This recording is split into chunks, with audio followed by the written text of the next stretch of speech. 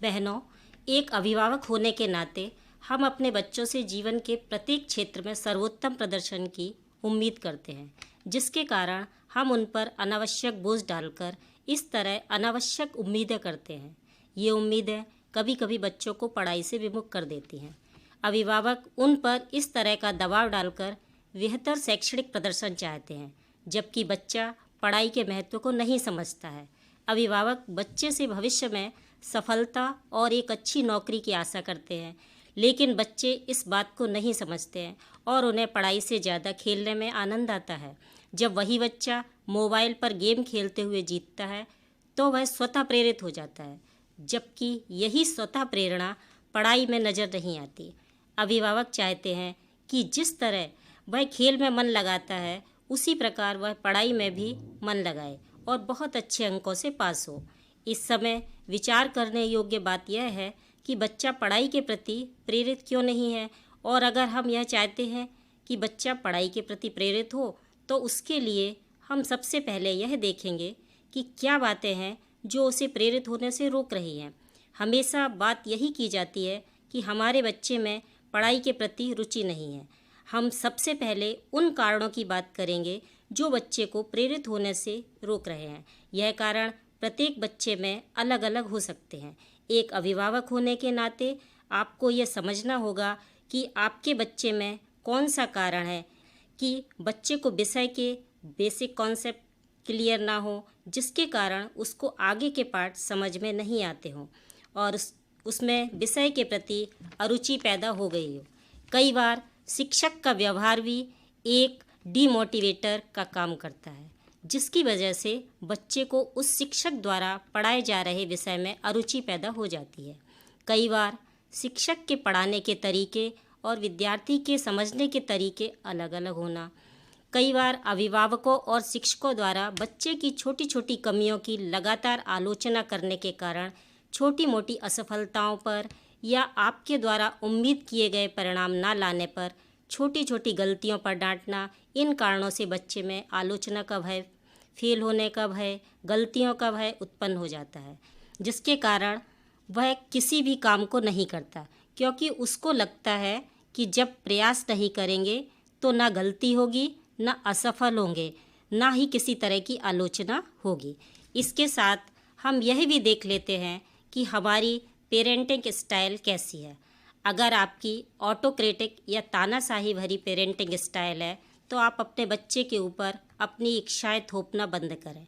अगर आपकी parenting style negative parenting style है, आप यह मानते हैं कि वह जो करता है करे, मुझे कोई मतलब नहीं, तो आप अपने बच्चे से आज और भविष्य में कुछ अच्छा कर गुजरने की उम्मीद ना करें।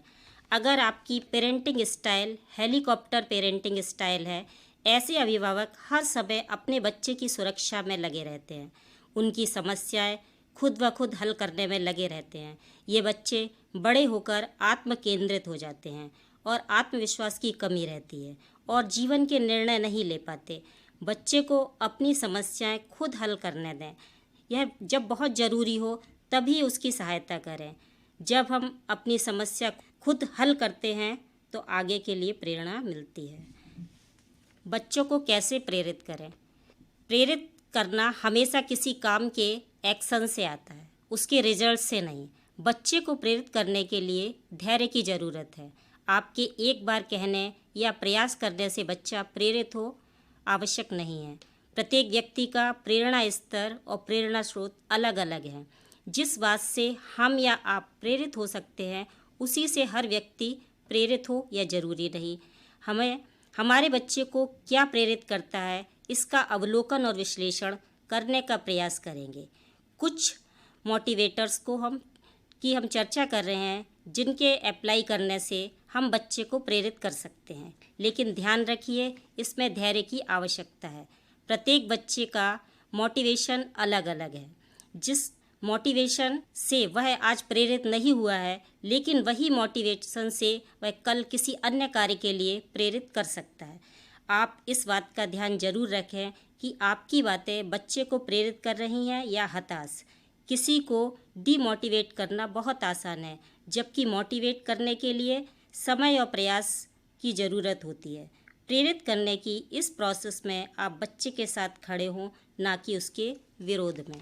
आलोचना बंद करें। आपकी आशा के अनुरूप रिजल्ट नहीं आने पर, आपके हिसाब से काम नहीं होने पर उसकी आलोचना ना करें, बल्कि अभिभावक होने के नाते उस काम को कैसे किया जा सकता है धैर्यपूर्वक समझाएं।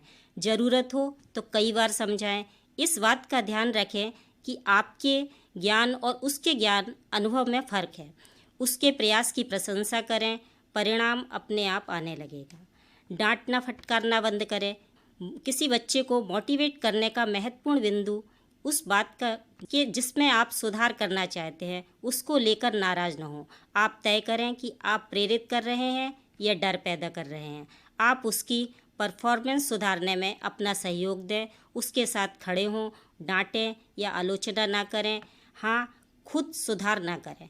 तुलना ना करें। तुलना करने से बच्चे में हीन भावना पैदा होती है और वह अपने बारे में नकारात्मक सोच रखने लगता है। बार बार तुलना करने से वह प्रयास करना बंद कर देगा। इसके बजाय उसके पिछले प्रयास और इस प्रयास की तुलना करें, उसमें आए सुधार की प्रशंसा करें और आगे कैसे और सुधार लाएं, इस पर चर्चा करें। भाषण देना बंद करें। अभिभावक भाषण देकर बच्चों को प्रेरित करने की कोशिश करते हैं। इससे बच्चा अपने को शक्तिहीन महसूस करता है और आपकी अवहेलना भी कर सकता है। इसके लिए बच्चे के साथ बैठकर समस्या पर चर्चा करें, उसको कैसे हल करें और उसे स्वयं हल करने दें। आप सिर्फ सहायता करें। रिजल्ट के स्थान पर प्रयास को महत्व दें। रिजल्ट आते रहते हैं, कोशिश करें कि उसमें प्रयास करने की आदत पैदा हो। इससे उसके अंदर असफलता और आलोचना का डर खत्म होगा। रिजल्ट कुछ भी हो, प्रयास की तारीफ जरूर करें। बच्चे में जिम्मेदारी का भाव पैदा करें। जब आप बच्चे का होमवर्क प्रोजेक्ट खुद करेंगे तो बच्चा उस काम को करने के लिए प्रेरित कैसे होगा। बड़े होने पर दूसरों से उम्मीद करेगा। इसे होमवर्क प्रोजेक्ट खुद करने दें। हो सकता है कि रिजल्ट एक्सीलेंट ना हो तो भी दुखी ना हो, ना ही उसे हताश करें।